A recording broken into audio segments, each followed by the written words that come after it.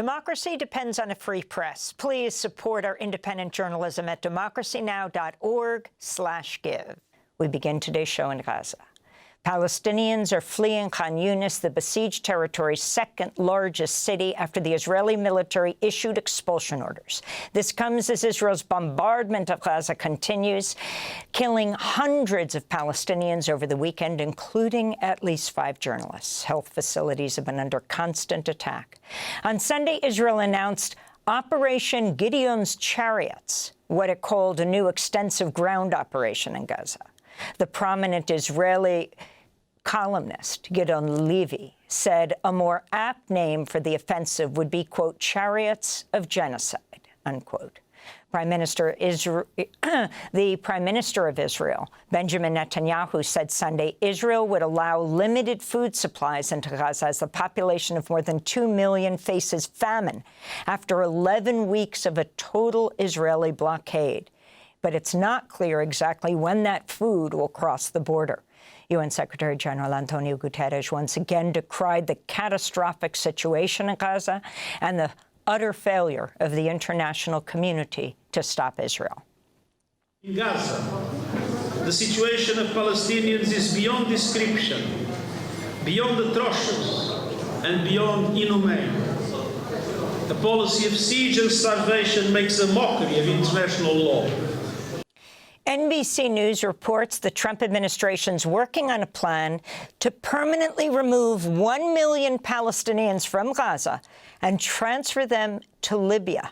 On Friday, UN Human Rights Chief Volker Turk said Israel's actions in Gaza are, quote, tantamount to ethnic cleansing. Gaza's health ministry confirms Israel's killed at least 53,300 Palestinians in Gaza since October 2023. The death toll does not account for thousands of people believed dead, including those trapped under the rubble, nor those killed by the indirect effects of Israel's assault on Gaza. In fact, the number could be more than 2 times, 3 times higher. For more, we're joined in Montreal by Mouin Rabbani, Middle East analyst, co-editor of Jadalia, and a non-resident fellow at the Center for Conflict and Humanitarian Studies. He's a contributor to the book Deluge, Gaza and Israel from Crisis to Cataclysm. Welcome back to Democracy Now!, Mouin. Thanks so much for being with us. If you can respond to the situation right now, the escalation of the attacks on Gaza. Well, the situation, as anyone who's following the news can see, is thoroughly apocalyptic. There is not only an unprecedented siege, but also an unprecedented intensification of Israel's genocidal military campaign in the Gaza Strip. And judging by the statements of Israel's most senior leaders, it aims towards the complete occupation of the Gaza Strip and the destruction of everything that remains standing in the Gaza Strip, and ultimately the mass forcible expulsion of its entire population. And the past few days have been particularly cataclysmic. At the same time, negotiations about a potential new agreement are ongoing, and this will be decided neither by Israel nor by the Palestinians, but by the United States. To the extent that Israel continues with this assault, it means that it has a U.S. green light for doing so. To the extent that the situation changes, that means that Israel has been instructed by Washington to change course. Talk about Israel partially lifting the blockade. What exactly does this mean after 11 months of a full blockade on medicine and aid?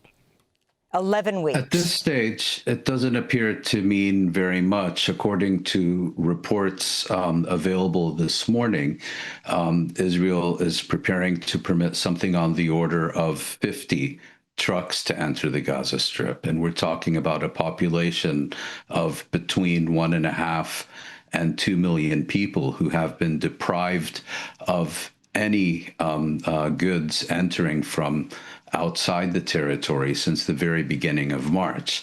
So this is clearly a drop in the bucket. I think the more important question is whether this is the beginning of a lifting of the siege under U.S. and international pressure, and just as importantly, whether Israel and the U.S. are going to move ahead with this harebrained scheme that has already been denounced by the international aid community of setting up a aid mechanism whose purpose is to force the relocation of the Gaza Strip population to specified locations where they can access limited humanitarian supplies under the watchful eye of U.S. mercenaries acting on behalf of the Israeli military and government. Can you talk about the U.S. plan that's been reported to move Palestinians to Libya? Yes, it's interesting that this report has now been formally denied by the U.S. Embassy in Libya, I think as a precautionary measure, given what happened to that embassy about a decade ago. But we do know that President Trump has repeatedly proposed an initiative whereby the entire Palestinian population of the Gaza Strip would be forcibly relocated outside the Gaza Strip. It would be taken over and rebuilt, presumably by U.S. real estate developers acting in coordination with Israel. And there have been persistent reports that the U.S. and Israel have been approaching a variety of countries, both within the region and beyond, to accept these forcibly displaced Palestinians. And in respect of Libya, the reports are that the U.S. has offered Libya to unfreeze billions of dollars in Libyan funds that have been frozen in international financial institutions since the reign of Muammar Gaddafi, who was overthrown and killed over a decade ago. If and only if Libya accepts 1 million Palestinians on its territory, this would increase the Libyan population by over 10%. And it's effectively bribing Libya with its own money to participate in this war crime and crime against humanity. But it seems to me exceptionally unlikely that Libya will even seriously consider this proposal for one moment, given the impact it would have on Libya's domestic politics, which is very strongly pro-Palestinian. And I think the real issue here is not the extent to which this initiative can actually be implemented, but rather the legitimization it gives to Israel's determination, repeatedly expressed, to expel the Palestinian population of the Gaza Strip and further down the line from the West Bank as well. On Friday, President Trump actually said, quote, "A lot of people are starving in Gaza under the Israeli blockade." He said the U.S. wanted to help reduce the suffering. What can the U.S. do? What can the world do? You have up to 100,000 people in the Netherlands protesting outside The Hague. You have a number of Italian parliament members going to the Egyptian side of the Rafah border, demanding that the world stop arming Israel. Can you talk about what the solutions are at this point? Well, you had, as you mentioned, the 100,000 approximately protesters in the Netherlands, with reports of something in the range of 500,000 in London the day before. And there is growing opposition and disgust with Israel's engineered starvation policy and absolutely genocidal military campaign in the Gaza Strip.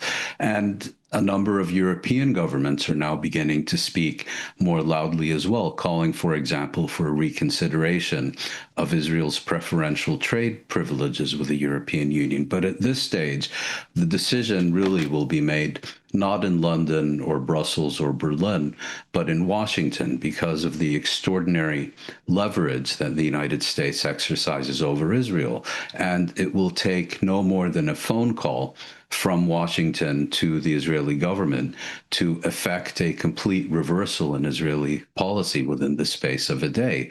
That's really the only reason we're now seeing this limited, very limited resumption of aid. And with respect to the statements by President Trump, I think we also need to bear in mind we're dealing here with a quite erratic leader who can contradict himself in the space of a day or even an hour. So what we really need to focus is not so much on what he says, but what the United States does. There are ongoing negotiations for a new agreement, and it's difficult to tell exactly what's happening there. Of course, they're being held behind closed doors, but we still need to find out the extent to which Washington is exercising genuine pressure, if any, on Israel to force it to accept an agreement that will lift the siege, lead to an exchange of captives, and ultimately put an end to this genocidal war. Let me ask you finally, Drop Site News is reporting a senior Hamas official received assurances from President Trump's special envoy, Steve Witkoff, the U.S. would force Israel to lift the Gaza blockade within 2 days after releasing the U.S.-Israeli citizen Edan Alexander. Bassem Naim, a member of Hamas's political bureau, said the Trump administration reneged on its promise, saying they didn't violate the deal, they threw it in the trash. Your response to the report, and if do you think that's why Israel lifted it partially? Well, these reports may well form part of the background of today's developments that we've been discussing. But at the time, it was, Hamas said it was releasing this Israeli soldier who's also a U.S. citizen as a goodwill gesture on the eve of Trump's visit to the Middle East. And the Americans also said they had offered nothing in exchange. So quite clearly, there were no formal undertakings by the United States, but I think it's entirely reasonable to suppose that there were informal assurances given, and those, once again, ended up not being worth the paper they were, or in this case, were not written on. But at the same time, they could form part of the background of the developments that we're seeing now, which is that negotiations seem to have been intensified. I think it's very premature to conclude that they will succeed or result in a meaningful agreement, but there's quite clearly more going on behind the scenes than we are directly aware of. Mouin Rabbani, I want to thank you for being with us, Middle East analyst, co-editor of Jadalia, and a non-resident fellow at the Center for Conflict and Humanitarian Studies, contributor to the book Deluge, speaking to us from Montreal, Canada. Democracy Now! Is funded by viewers like you. Please give today at democracynow.org/give.